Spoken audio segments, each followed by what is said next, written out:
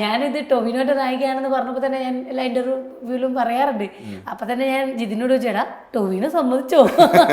Bro അത് നോക്കണ്ട, ഞാൻ തെലുങ്കിന്ന് ഇവരെ കൃതി ഷെട്ടിയും തമിഴ് ഐശ്വര്യ രാജേഷും ഒക്കെ ഉണ്ട്. ബ്രോ അഭിനയിക്കാനാണ് ബ്രോനെ വിളിച്ചത്. അപ്പൊ അഭിനയിക്കേണ്ട സംഭവം മാത്രം എനിക്ക് തോന്നിയിട്ടുള്ളത് സ്ക്രിപ്റ്റ് വായിച്ചാൽ ഭയങ്കര ഗംഭീരമായിട്ടുള്ള ഒരു റോളാണ്. ടൊവിനോയ്ക്ക് എല്ലാ രീതിയിലും വളരെ ചലഞ്ചിങ് ആയിട്ടുള്ള ഒരു റോളാണ്. എനിക്കത് അത്ര ആഴത്തിൽ വിശ്വസിച്ചാൽ മാത്രമേ നിങ്ങൾക്ക് ഒരു ഇത്രയെങ്കിലും വിശ്വസിക്കാനുള്ള ഒരു ഇതുണ്ടാവുള്ളൂ. ടൊവിനോ ഇതിന് വേണ്ടിയിട്ട് എനിക്ക് വളരെ സന്തോഷമുള്ള ഒരു കാര്യം, ഇതിന് വേണ്ടിയിട്ട് അയാൾ ഒരു ആക്ടർ ട്രെയിനിങ് ചെയ്തിട്ട്, കാരണം അദ്ദേഹത്തിനോട് തന്നെ ഉള്ളൊരു കോമ്പറ്റീഷൻ പോലെയാണ്. ടൊവി നീ നിന്നെ സൂക്ഷിച്ചാൽ മതി, എന്നെ നീ നോക്കണ്ട.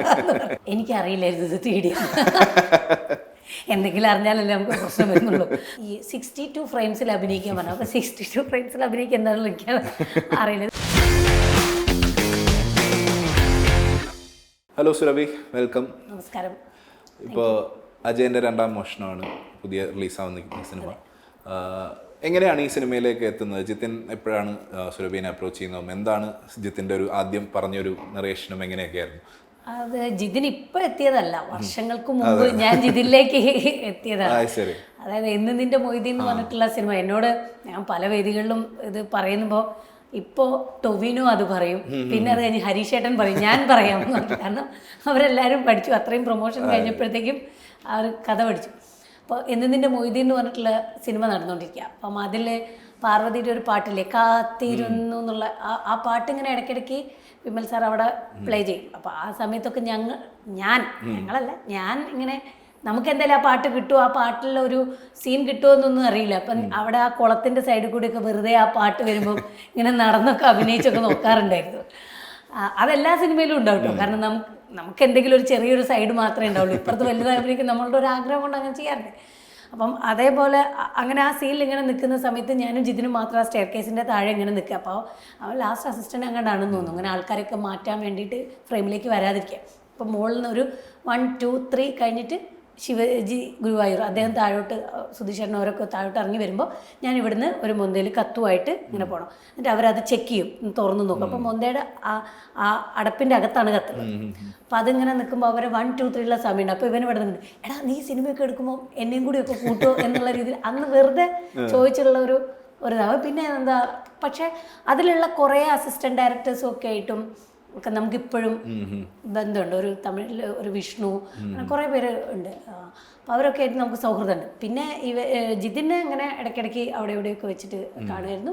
തിരുവനന്തപുരത്ത് വെച്ചിട്ടാണ് ഞാനിങ്ങനെ ഒരു പടം ചെയ്യാൻ ഉദ്ദേശിക്കുന്നത്. അജയൻ്റെ രണ്ടാം മോഷണം എന്ന് പറഞ്ഞിട്ട് ഒരു അമർചിത്രകഥ പോലത്തെ ഒരു ആദ്യത്തെ ഒരു പോസ്റ്റർ ഉണ്ട്. അതിങ്ങനെ കാണിച്ചത് ഇത്. അപ്പോൾ അത് എങ്ങനത്തെ ഒരു സിനിമയാണ് നമുക്ക് അന്നൊന്നും അതെനിക്കറിയില്ല. കുറേ ഒരു 7 വർഷം മുമ്പോ 6 വർഷം മുമ്പോ അങ്ങനെ എന്തൊക്കെയോ ആണ്. അങ്ങനെ അത് കണ്ട് വേഷം ഉണ്ടാവുമോ തീർച്ചയായിട്ടും ഉണ്ടാവും എന്നും അപ്പോഴും പറഞ്ഞു. പിന്നെ വിളിച്ചിട്ട് ഇങ്ങനെ പറഞ്ഞു, ബ്രോ നമ്മൾ പടം ചെയ്യാൻ പോവുകയാണ്, ഞാൻ ബ്രോയ്ക്ക് സ്ക്രിപ്റ്റ് തരട്ടെ, അതിന് മുമ്പ് ബ്രോ ഒന്ന് ഓഫീസ് വരെ വരുമോ എന്ന് ചോദിച്ചു. അങ്ങനെ ഞാൻ അങ്ങോട്ട് ചെന്നപ്പോൾ അവർ ആ പ്രീ വിഷ്വൽ സംഭവങ്ങളൊക്കെ കാണിച്ചു തന്നിട്ട് എന്നോട് പറഞ്ഞ് സ്ക്രിപ്റ്റ് തരാമെന്ന്. അങ്ങനെ ആദ്യം ഇങ്ങനെ ജസ്റ്റ് ഒന്ന് നറേറ്റ് ചെയ്ത് തന്നു. പിന്നെ സ്ക്രിപ്റ്റ് തന്നു. അതിൻ്റെ ഒരു 5-6 വേർഷൻ സ്ക്രിപ്റ്റ് പിന്നെ ഷൂട്ടാകുമ്പോഴത്തേക്കും തന്നു. അങ്ങനെയാണ് ആ സിനിമയിലേക്ക് എത്തുന്നത്. ഇതിൽ ടൊവിനോയുടെ നായികയായിട്ടാണ് വരുന്നത്. വലിയൊരു സിനിമയിൽ ഇതിൽ 3 ഹീറോയിൻസ് ഉണ്ട്. പിന്നെ ഇതിൽ പക്ഷേ നമ്മൾ ട്രെയിലറിൽ കണ്ടപ്പോൾ സുരഭി മാത്രമാണ് ഒരു ഏജ് ഗെറ്റപ്പിലും കൂടെ കാണാൻ സാധിച്ചത്. എന്താണ് ഇതിലെ ക്യാരക്ടറും എന്താണ് ടൊവിനോ ആയിട്ടുള്ള ഒരു റിലേഷൻഷിപ്പ് ഈ സിനിമയിൽ? ഇതിൽ ടൊവിനോ 3 ക്യാരക്ടർ ചെയ്യുന്നുണ്ടല്ലോ. അപ്പം അതിൽ മണിയൻ എന്ന് പറയുന്ന ക്യാരക്ടറിൻ്റെ വൈഫായിട്ടാണ് ചെയ്യുന്നത്, മാണിക്യം എന്ന് പറഞ്ഞിട്ട്. അവർ പിന്നെ ആ അടുത്ത ജനറേഷൻ വരുന്ന സമയത്ത് എൻ്റെ മകൾക്കാണ് അജയൻ ഉണ്ടാവുന്നത്. സത്യത്തിൽ ഇത് അജയൻ്റെ കഥയാണ്, അജയൻ്റെ രണ്ടാം മോഷനാണ്. അതിലേക്ക് ഞങ്ങളുടെ മണിയനും കുഞ്ഞിക്കുകളും ഒക്കെ ഇങ്ങനെ വരുന്നതാണ്. അതിൽ മണിയൻ്റെതാകുമ്പോൾ അത് പിന്നെ പ്രായമാവുമല്ലോ. മണിയൻ പിന്നെ അതിനിടയ്ക്ക് മാറും. പിന്നെ ഇങ്ങനെ പ്രായമായി ഒരു ഘട്ടം വരെ ഉണ്ട്. അപ്പോൾ എന്നെ സംബന്ധിച്ചിടത്തോളം എത്ര വെല്ലുവിളിയാണെന്ന് ആലോചിച്ച് നോക്കൂ. അതല്ല, കൃതി ഷെട്ടി ഉണ്ട്, ഐശ്വര്യ രാജേഷ് ഉണ്ട്. അപ്പോൾ ഞാനിത് ടൊവിനോന്റെ നായികയാണെന്ന് പറഞ്ഞപ്പോൾ തന്നെ ഞാൻ എല്ലാ ഇന്റർവ്യൂവിലും പറയാറുണ്ട്. അപ്പം തന്നെ ഞാൻ ജിതിനോട് ചോദിച്ചേടാ ടൊവിനോ സമ്മതിച്ചോ? ഇപ്പോൾ ടൊവിനോയ്ക്ക് നമ്മുടെ തൃഷ അങ്ങനെ വലിയ വലിയ നായികമാരൊക്കെയാണ്. അപ്പോൾ എന്നോട് പറഞ്ഞു ബ്രോ അത് നോക്കണ്ട, ഞാൻ തെലുങ്കിന്ന് ഇവരെ കൃതി ഷെട്ടിയും തമിഴ് ഐശ്വര്യ രാജേഷും ഒക്കെ ഉണ്ട്. ബ്രോ അഭിനയിക്കാനാണ് ബ്രോനെ വിളിച്ചത്. അപ്പോൾ അഭിനയിക്കേണ്ട സംഭവം മാത്രം ബ്രോ ചെയ്താൽ മതി എന്ന് പറഞ്ഞു. അപ്പോൾ അതിൽ കുറച്ച് പണിയെടുക്കാനുണ്ട് എന്ന് പറഞ്ഞു. അപ്പോൾ നമുക്ക് സന്തോഷമായി, നമുക്കൊരു പണിയെടുക്കാനുള്ള ഒരു റോള് കിട്ടിയതിൽ ഉള്ളൊരു ഇതായി. അപ്പം മാണിക്യം എന്ന് പറയുന്നത് മണിയനോട് അതേ ഈക്വലി നിൽക്കുന്ന, അപ്പം പല ക്യാരക്ടേഴ്സും പല രീതിയിലാണ് അവർ. ഇപ്പോൾ അജയനൊരു ദേവഗണം പോലെ, അല്ലെങ്കിൽ കുറച്ചും കൂടി ഒരു റോയൽ ഫീലുള്ള ഒരു രീതിയിലാണ് ചെയ്തിരിക്കുന്നത്. അത് കഴിഞ്ഞ് മണിയനിലേക്ക് വരുമ്പോൾ കുറച്ചൊരു അസുര ആ ഒരു ഫീലിലാണ്. പിന്നെ മനുഷ്യൻ നിസ്സഹായനായിട്ടുള്ള ഒരു ഇതിൽ പെടുന്ന രീതിയിലാണ് അജയൻ വന്നിരിക്കുന്നത്. അപ്പോൾ ഈ മണിയൻ എന്ന് പറഞ്ഞിട്ടുണ്ടെങ്കിൽ ഇതിൽ എനിക്ക് തോന്നിയിട്ടുള്ളത് സ്ക്രിപ്റ്റ് വായിച്ചാൽ ഭയങ്കര ഗംഭീരമായിട്ടുള്ള ഒരു റോളാണ്. ടോവിനോയ്ക്ക് എല്ലാ രീതിയിലും വളരെ ചലഞ്ചിങ് ആയിട്ടുള്ള ഒരു റോളാണ്. അപ്പോൾ ആ സമയത്ത് ഞാൻ ആദ്യം പഠിച്ചത് മണിയനെയാണ്. അപ്പോൾ ആ ക്യാരക്ടർ ചെയ്യുമ്പോൾ അപ്പം മണിയൻ എന്തെല്ലാം ഇതുണ്ട്, അദ്ദേഹം കളരിയിൽ ഭയങ്കര അഗ്രഗണ്യനായിട്ടുള്ള ഒരാളാണ്, ഇവിടെ മണിയടിച്ച് അവിടെ കാണുന്ന ആളാണ്, ഭയങ്കര ഫാസ്റ്റായിട്ട് ഓടുന്ന, അങ്ങനെ കുറേ ഇതിലുള്ള കാര്യങ്ങളുള്ള ഒരാളാണ്.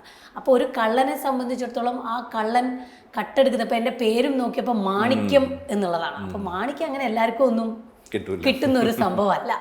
അപ്പോൾ ഈ മാണിക്യം എന്ന് പറഞ്ഞൊരു ഇതിനെ കട്ടെടുക്കുന്നുണ്ടെങ്കിൽ ആ മാണിക്യവും അത്ര കണ്ട് ഇതായിരിക്കണം, അത് കട്ടെടുക്കുന്നുണ്ടെങ്കിൽ അതിന് അത്രയും ക്വാളിറ്റി ഉള്ളതുമായിരിക്കണം.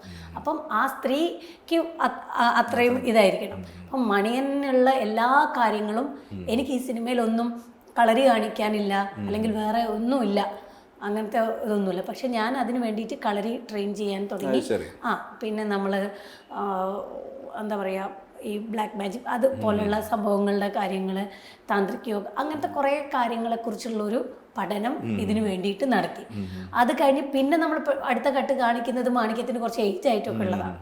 അപ്പോൾ അങ്ങനെ വരുന്ന സമയത്തും ആ ഏജ് നമുക്ക് സിനിമയിൽ കാണുമ്പോൾ അടുത്ത കട്ട് നിങ്ങൾക്ക് വയസ്സായി നിങ്ങൾക്ക് മനസ്സിലായിക്കോളും.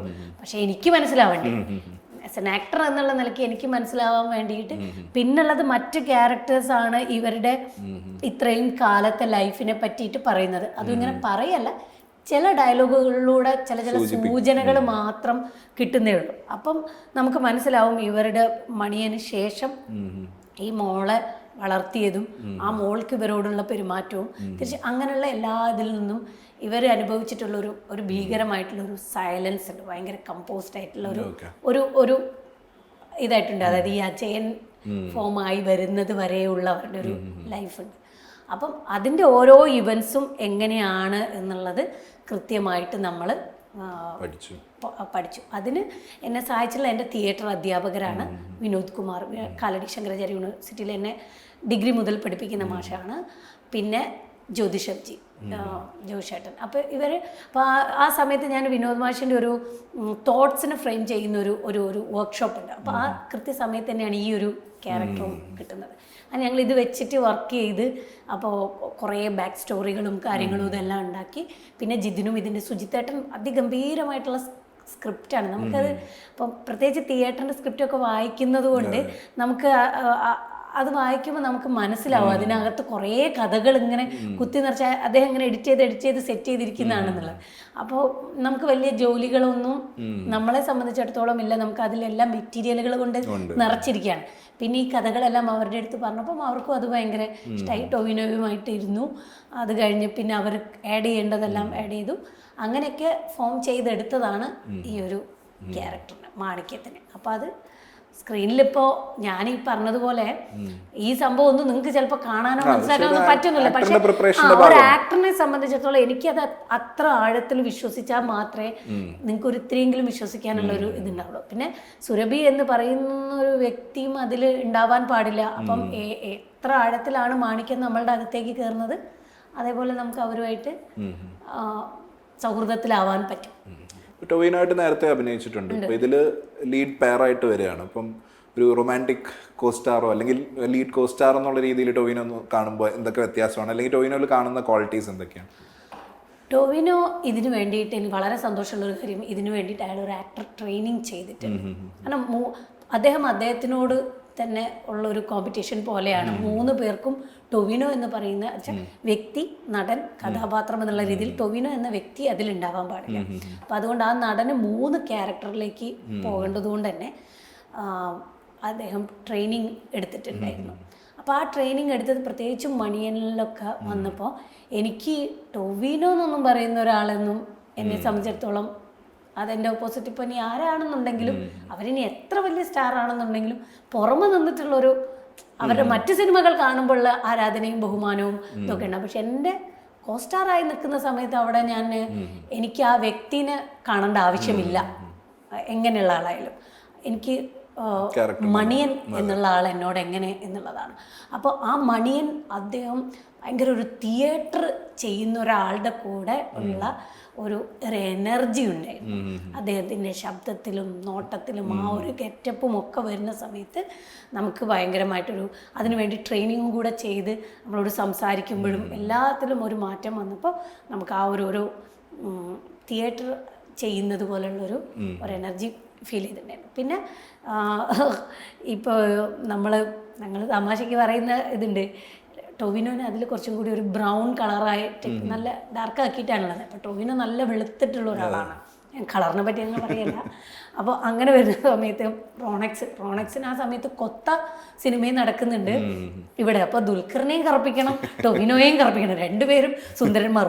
എന്ത് ചെയ്യും, എനിക്ക് ഈ ഫൗണ്ടേഷൻ കിട്ടുന്നില്ല, അത്രയും തീരെയാണ്. ഞങ്ങളുടെ ഷൂട്ട് നടക്കുന്നത് ഒരു വെയിലത്താണ്.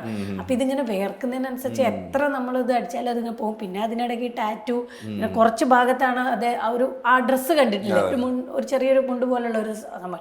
ബാക്കി മൊത്തത് രാവിലെ ഇരുന്ന് 3-4-5 ആൾക്കാരാണ് ഇദ്ദേഹത്തിനെ ഈ കളറിലേക്ക് ആക്കുന്നത്. അപ്പം നമ്മുടെ ഇപ്പോൾ ഈ പറഞ്ഞ കുറച്ച് അടുത്തുള്ള സീനുകളൊക്കെ ചെയ്യുമ്പോൾ എനിക്ക് ടൊവിനോനെ തൊടാൻ പറ്റില്ല എന്നുള്ള രീതിയിലല്ല, നമുക്ക് അല്ലാതെ തൊടുന്നതും മേക്കപ്പ് പോവാതിരിക്കാൻ തൊടുന്നതും വ്യത്യാസം ഉണ്ടല്ലോ. അങ്ങനെ തൊടുമ്പോഴത്തേക്കും പുള്ളിയുടെ നിറം മാറും, കളർ പുറത്ത് വരും. അപ്പം ജോമൻ ചേട്ടൻ പറയും, ടൊവിനോയെ തൊട്ടാൽ അവൻ്റെ തനിനിറം പുറത്ത് വരുന്നില്ല.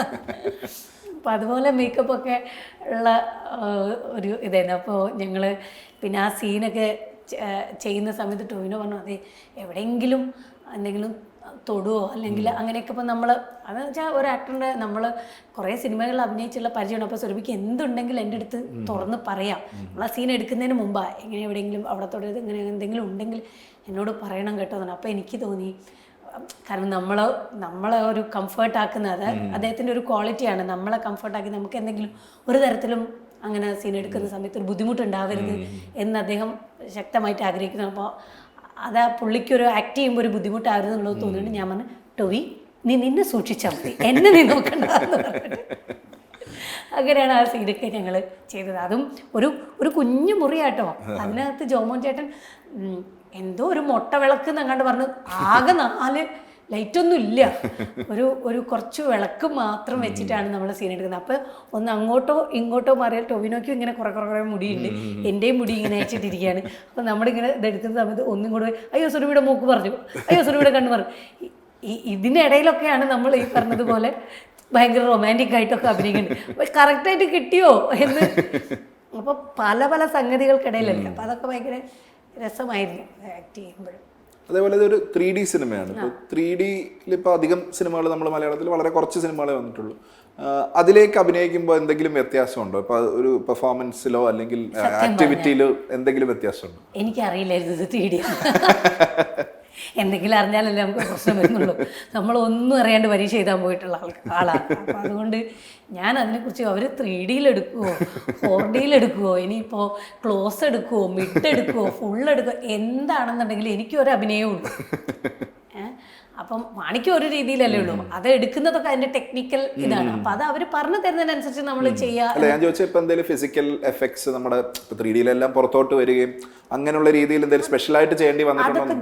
ഇല്ല, അതൊക്കെ ജോമോൻ ചേട്ടന്റെ ഏരിയ ആണ്. അപ്പൊ അതൊന്നും എനിക്ക് അറിഞ്ഞൂടായിരുന്നു അങ്ങനെയുള്ള ഒരു സംഭവം. അപ്പൊ അതുകൊണ്ട് എനിക്ക് അറിയില്ല അത് നമ്മൾ സാധാരണ പോലെ. പക്ഷെ കുറച്ച് ലൈറ്റിങ്ങിനൊക്കെ കുറച്ച് അധികം സമയം എടുത്തിട്ടുണ്ട്, എന്തോ ലെയർ ആയിട്ട് വരണം അങ്ങനെയൊക്കെ ഉള്ളത് കൊണ്ട്.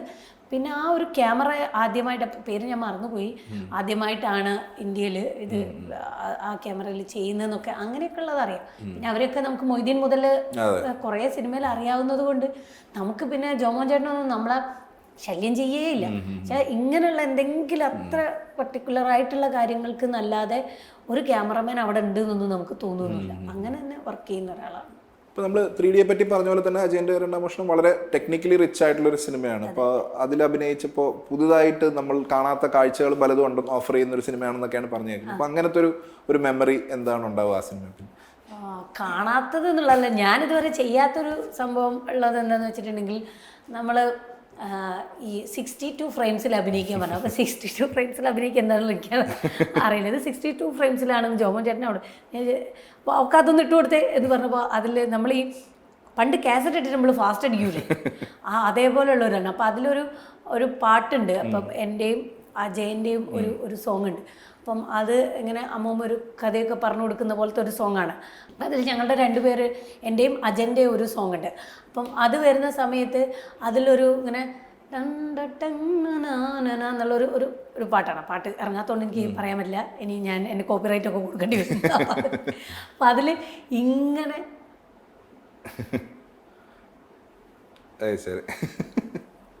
ഇങ്ങനെയുള്ളൊരു ആക്ഷൻ വരുന്നതാണ്. ഇത് ഇട്ട് തന്നിരിക്കുന്നത് എനിക്ക് അക്ഷരം പോലും മനസ്സിലാവുന്നേ. അപ്പം ഞാൻ നോക്കി അത് ഒന്നുകൂടെ എന്ന് പറഞ്ഞ് നമ്മൾ ആ വരി ഇങ്ങനെ പഠിച്ചത്, അത്രയും പതുക്കെ വരി പഠിച്ചിട്ട് ആ വരീനെ നമ്മൾ സ്പീഡാക്കി കൊണ്ടുവന്നിട്ട്, കാരണം ഈ അമ്മൂമ്മേൻ്റെ ബോഡി ലാംഗ്വേജ് വിടാൻ പറ്റില്ല. ഇത്ര സ്പീഡ് ചെയ്യുമ്പോൾ ഏത് അമ്മൂമ്മയ്ക്കാണെങ്കിലും, അമ്മൂമ്മയ്ക്ക് വരെ അമ്മൂമ്മയുടെ ബോഡി ലാംഗ്വേജ് പോയി പോകും. അപ്പോൾ പിന്നെയാണോ എൻ്റെ കാര്യം. അങ്ങനെ വല്ലതും വന്നാൽ എന്നോട് മാപ്പാക്കണം. അത്ര സ്പീഡിൽ അമ്മൂമ്മമാർക്ക് പോലും ചെയ്യാൻ പറ്റില്ല. അങ്ങനെയുള്ളൊരു സംഭവം തന്നിട്ടുണ്ട്. അപ്പം അത് വന്നപ്പോൾ ഈ നമ്മൾ തിയേറ്റർ ചെയ്യുന്ന സമയത്ത് നമുക്ക് വാക്ക് ത്രൂ പോകും. നാടകം നടക്കുന്നതിൻ്റെ ഒരു 3 മണിയൊക്കെ ആകുമ്പോൾ നമ്മൾ എത്തിക്കഴിഞ്ഞാൽ പിന്നെ ഒരു 6 മണിക്കായിരിക്കുമല്ലോ പ്ലേ ഉണ്ടാവും. ഒരു 5 മണി വരെ ഈ 1.5 മണിക്കൂറുള്ള നാടകം 15 മിനിറ്റ്, 10 മിനിറ്റ്, 8 മിനിറ്റ് ഇങ്ങനെ സ്പീഡിൽ എല്ലാവരും ഡയലോഗും പൊസിഷനും അതും ഇതും ഒക്കെ ഇങ്ങനെ എല്ലാ ആക്ടേഴ്സും ഇങ്ങനെ പറന്ന് ചെയ്യും. മുട്ടിപ്പോകും തമ്മിൽ, അത്ര ഫാസ്റ്റ് ആവും എല്ലാവരും. അപ്പം നമ്മൾ നാടകം വീണ്ടും ഒരു എനർജിയും ഇതും എല്ലാം കൂടെ ടൈറ്റായിട്ട് ഇങ്ങനെ നിൽക്കും. പിന്നെ റെസ്റ്റ് ചെയ്യുക, മേക്കപ്പ് ചെയ്യുക, കയറുക എന്നുള്ളതാണ്. അപ്പം ആ ഒരു സംഭവം അതിലെനിക്ക് കിട്ടി. ഈ ഇതിനെ ഇത്രയും പതുക്കെയുള്ള ആക്ഷൻ പതുക്കെ ചെയ്ത് അതിനെ ആ ഫാസ്റ്റിലേക്ക് ഇങ്ങനെ മാറ്റുന്ന ഒരു ഇതുണ്ട്. അപ്പം അതൊക്കെ ഇനി എങ്ങനെ വരും എന്നൊക്കെ കാണാൻ വേണ്ടി, അതും 3Dയിൽ അമ്മൂമ്മ എങ്ങനെ ഇരിക്കുന്നു എന്നൊക്കെ കണ്ടിട്ടില്ല. സിനിമ കണ്ടിട്ടില്ല. അതിൻ്റെ ട്രെയിലർ 3D ഒക്കെ കണ്ടപ്പം നല്ല രസം തോന്നി. അതുപോലെ തന്നെ ഞങ്ങൾ ഒരു ഫൈറ്റ് കഴിഞ്ഞിട്ട് ഞാൻ വന്നിട്ടൊരു കുളിക്കുന്നൊരു സീനുണ്ട്.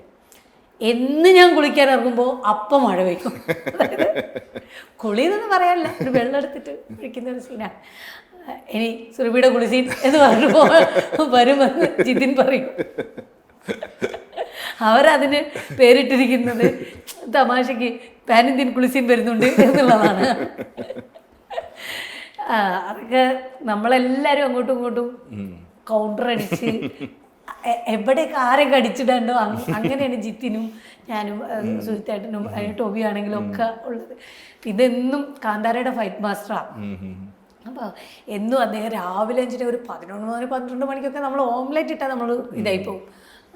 അല്ല മുട്ട പൊട്ടിച്ചെറിഞ്ഞാൽ ഓംലെറ്റ് ആയി പോകുന്ന ചൂടില്ലാണേ.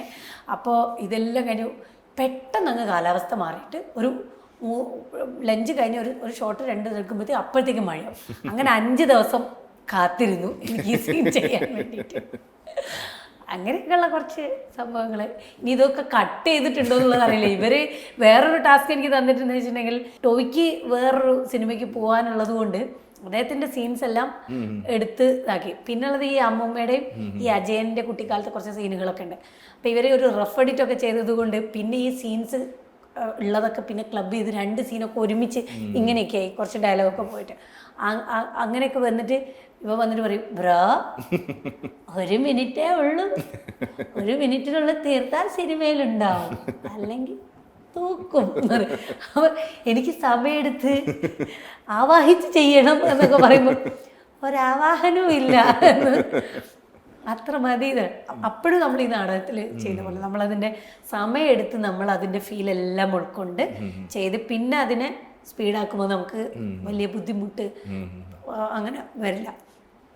അപ്പോൾ പിന്നെ 30 സെക്കൻഡ് ഇത് 22 സെക്കൻഡ് തീർക്കണം എന്നൊക്കെ പറഞ്ഞ് അങ്ങനെ ടൈമൊക്കെ ഇട്ട് തരും. നീ ചെയ്യും, നീ വലിയ നാടകക്കാരിയല്ലേ, ചെയ്യും എന്നൊക്കെ പറഞ്ഞിട്ട് അത് നല്ല രസമായിരുന്നു. നല്ല അപ്പം അന്നും എല്ലാവർക്കും 10 വർഷം മുമ്പ് ഇപ്പോൾ ജോമോൻ ചേട്ടനെ കൂടെ അതിൽ അസോസിയേറ്റ് ഡയറക്ടർ, പിന്നെ ഷമീർ ക, പിന്നെ എല്ലാവരും ഒരുമിച്ച് അറിയാവുന്നതുകൊണ്ട് എല്ലാവരും നല്ല ഒരു രസമുള്ള ഒരു സെറ്റും കാര്യങ്ങളൊക്കെ ആയിരുന്നു. ഇപ്പോൾ സുരഭിക്ക് എന്ന് മുതലാണ് സിനിമ ഒരു പാഷനാണ്, അല്ലെങ്കിൽ സിനിമയിൽ വന്നതിന് ശേഷമാണോ, അതോ ആദ്യം മുതലേ കുട്ടിക്കാലം മുതലേ സിനിമയിൽ എത്തണം എന്നുള്ളൊരു ഭയങ്കര ആഗ്രഹം ഉണ്ടായിരുന്നു, അതോ എപ്പോൾ മുതലാണ് സിനിമയാണ് ഇനി എനിക്ക് ഇത്രയും പഠനവും ഇത്രയും ഡെഡിക്കേഷനും ഒക്കെ കൊണ്ടുവരണം എന്നുള്ള ആഗ്രഹം തോന്നി തുടങ്ങിയത് ഏത് പോയിന്റ് മുതലാണ്? സിനിമ എന്നുള്ളതല്ല, ഒരു കലാകാരിയാവുക എന്നുള്ള ഒരു ഇതുണ്ടല്ലോ. പക്ഷെ ഞാൻ വിചാരിച്ചിരുന്നത് എനിക്ക് കലാമണ്ഡലമോ അല്ലെങ്കിൽ കാലടിയിൽ ഇങ്ങനെ തിയേറ്റർ പഠിപ്പിക്കുന്നതെന്നോ സ്കൂൾ ഓഫ് ഡ്രാമ ഉണ്ടോ ഇതിനെ പറ്റിയൊന്നും എനിക്ക് യാതൊരുവിധ ധാരണയും ഉണ്ടായിരുന്നില്ല.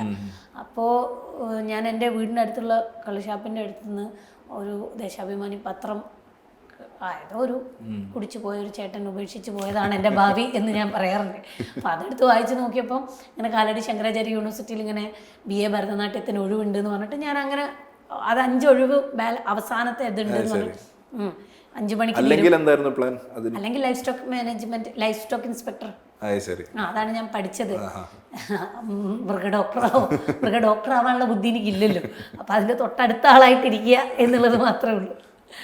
അങ്ങനെ ഭയങ്കര മൃഗസ്നേഹിയായിട്ടൊന്നും അല്ല കേട്ടോ. അതിന് കുറേ കേരളത്തിൽ ഒഴിവുണ്ട് എന്ന് കേട്ടിട്ട് ഞാൻ PSC എഴുതി വേഗം ജോലി കിട്ടുക എന്നുള്ളതായിരുന്നു.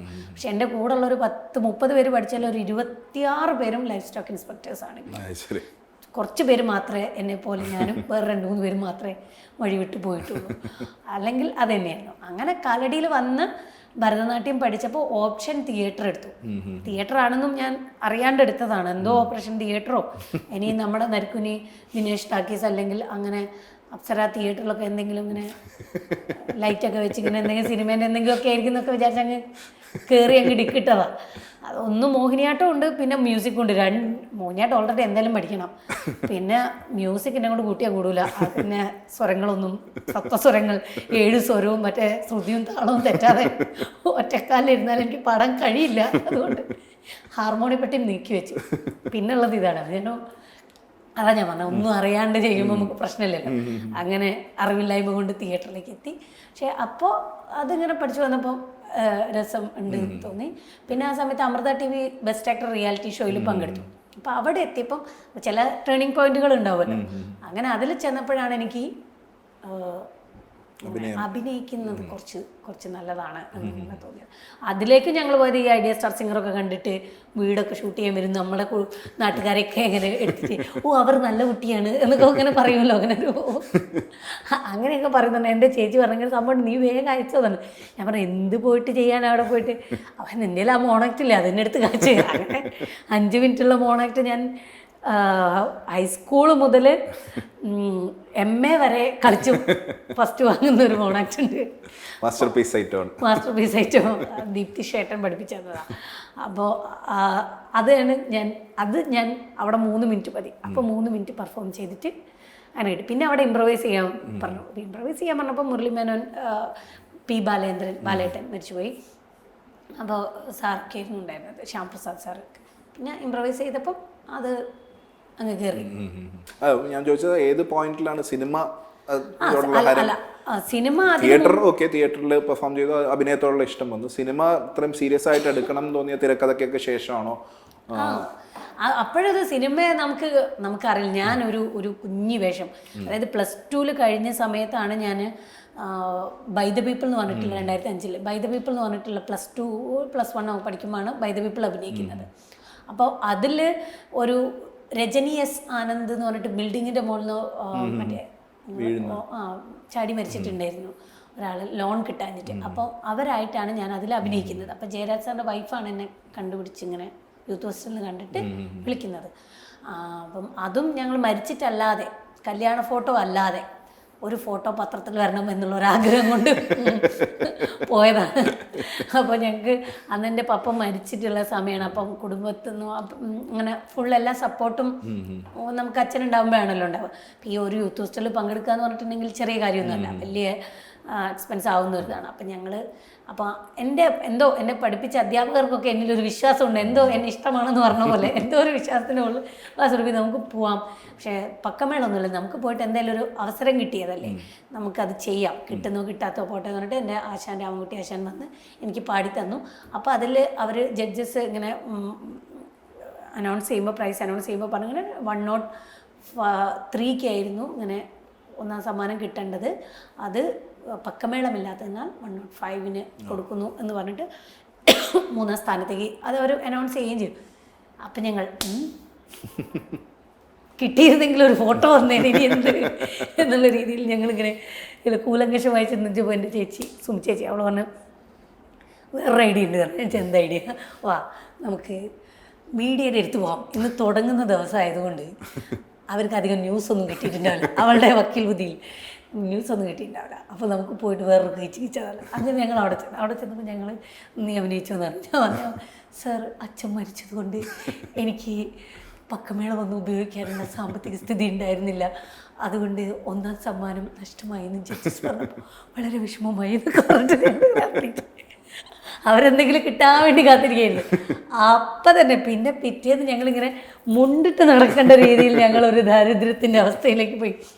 അതിൽ വന്നിരിക്കുന്നതൊക്കെ കേട്ടിട്ടുണ്ടെങ്കിൽ എൻഡിങ് ഇപ്പോൾ ഞാൻ ഇപ്പോഴും ഓർക്കുന്നു, കുപ്പത്തൊട്ടിയിലെ മാണിക്യം, ദാരിദ്ര്യത്തിൻ്റെ പടുക്കുഴിയിൽ നിന്ന് ഉയർന്നു വന്ന നക്ഷത്രം, അങ്ങനെ കുറേ ഇത്. അപ്പോൾ പിറ്റേന്ന് രാവിലെ ഞങ്ങൾ നോക്കി, വേണ്ടായിരുന്നു. അവിടെ ആണെങ്കിൽ യൂത്ത് ഹോസ്റ്റലിൽ പത്രങ്ങളൊക്കെ ഫ്രീ അല്ലേ, എല്ലാവർക്കും കിട്ടി. അങ്ങനെ വീട്ടിലെത്തി വീട്ടിൽ നിന്ന് ഫോണിൽ നിങ്ങളവിടെ ഓട്ടത്തുള്ളിൽ കളിക്കാൻ പോയതാണോ അതോ അങ്ങനെ ഭയങ്കര രസമായിരുന്നു. പിന്നെ പിറ്റേന്ന് ഉള്ള പ്രോഗ്രാമിനൊക്കെ ഓണാക്ട് ഈ പറഞ്ഞ എൻ്റെ ഭാഗ്യം ഓണാക്ടിന് 1ാം സമ്മാനം, കുച്ചിപ്പുടിക്ക് 2ാം സമ്മാനം, ഭരതനാട്യത്തിന് 3rd, നാടകത്തിൽ മികച്ച നടി, അങ്ങനെയൊക്കെ പടപടയെന്ന് പറഞ്ഞിട്ട് സമ്മാനങ്ങൾ വായിപ്പോയി. അപ്പോൾ പറഞ്ഞു വേണ്ടായിരുന്നു. പക്ഷെ എല്ലാവരും ഒരു ഭയങ്കര ദയനീയമായിട്ട് എന്നുള്ളൊരു രീതിയിലുള്ള ഒരു നോട്ടത്തിലൊക്കെയാണ് ഞങ്ങൾ അവിടേക്ക് നിന്നത്. നമ്മൾ അപ്പം ബൈ ദ പീപ്പിളിലേക്ക് അങ്ങനെ എത്തുന്നു. പിന്നെ അത് കഴിഞ്ഞ് പിന്നെ സിനിമയൊന്നുമില്ല. പിന്നെ അത് കഴിഞ്ഞ് അമൃത ടി വിയിൽ ബെസ്റ്റ് ആക്ടർ റിയാലിറ്റി ഷോ നടക്കുമ്പോൾ വീണ്ടും ജയരാജ് സാർ അതിൽ സെലിബ്രിറ്റി ജഡ്ജായിട്ട് വന്നു. അപ്പോൾ അദ്ദേഹം ഗുൽമോഹർ എന്ന് പറഞ്ഞൊരു സിനിമ എടുക്കുന്നുണ്ട് എന്ന് പറഞ്ഞു. അപ്പോഴാ ചിലപ്പോൾ നമ്മൾ ഓർക്കൂലല്ലോ. അങ്ങനെ അതിൽ വിളിച്ചു. അതിൽ രഞ്ജിത്ത് സാറുമായിട്ട് ഇങ്ങനെ ഒരു കോമ്പിനേഷൻ സീനുണ്ട്. അപ്പം അത് ചെയ്തത് കണ്ട സമയത്ത് രഞ്ജിത്ത് സാർ പറഞ്ഞു മാർച്ചിൽ ഒഴിവുണ്ടോ, ഞാനൊരു സിനിമ എടുക്കുന്നുണ്ട് എന്ന് പറഞ്ഞിട്ട് അതിൽ വിളിക്കുമെന്ന് പറഞ്ഞിട്ട് വളർമതി എന്നുള്ള ക്യാരക്ടർ വന്നു. അത് കഴിഞ്ഞ് പിന്നെ കാഞ്ചീപുരത്തെ കല്യാണം എന്ന് പറഞ്ഞിട്ട് വേറൊരു സിനിമ, അങ്ങനെ പിന്നെ പുതിയ മുഖം, അങ്ങനെയൊക്കെ കുട്ടി. പക്ഷെ അപ്പം ഞാനിങ്ങനെ അഭിനയത്തിലേക്കൊക്കെ എങ്ങനെയായി പഠിച്ചു പോകുന്നു. അതിന് ഇടയ്ക്കൊക്കെ അപ്പം ഇപ്പോഴും ഇപ്പോഴും നല്ല പഠിച്ചു കഴിഞ്ഞതിന് ശേഷം ഇപ്പോൾ വാട്സപ്പൊക്കെ തുടങ്ങിയതിന് ശേഷം ഞങ്ങൾക്കൊരു ഗ്രൂപ്പുണ്ട്, സിൽമാടിയും പിള്ളേരും എന്നാണ് അതിൻ്റെ പേര്. അപ്പം ഞാൻ മുഴുവനായിട്ടൊരു സിനിമ നടി അല്ലാത്തത് കൊണ്ട് അവരതിലൊരു അക്ഷരം അങ്ങ് കുറച്ച് സിൽമാടി, നീ നായികയാകുമ്പോൾ ഞങ്ങൾ നിന്നെ സിനിമാ നടി എന്ന് വിളിക്കും, അതുവരെ നീ സിൽമാടിയാണെന്ന് പറഞ്ഞിട്ട് സിൽമാടിയും പിള്ളേരും എന്ന് പറഞ്ഞിട്ട് ഞങ്ങൾക്ക് ഗ്രൂപ്പിൻ്റെ പേര് വരെ അതാണ്. ഇനിയെങ്കിലും അവർ ആ ഗ്രൂപ്പിന്റെ പേര് മാറ്റേണ്ട സമയം ഇത് മാറ്റിയിട്ടില്ല.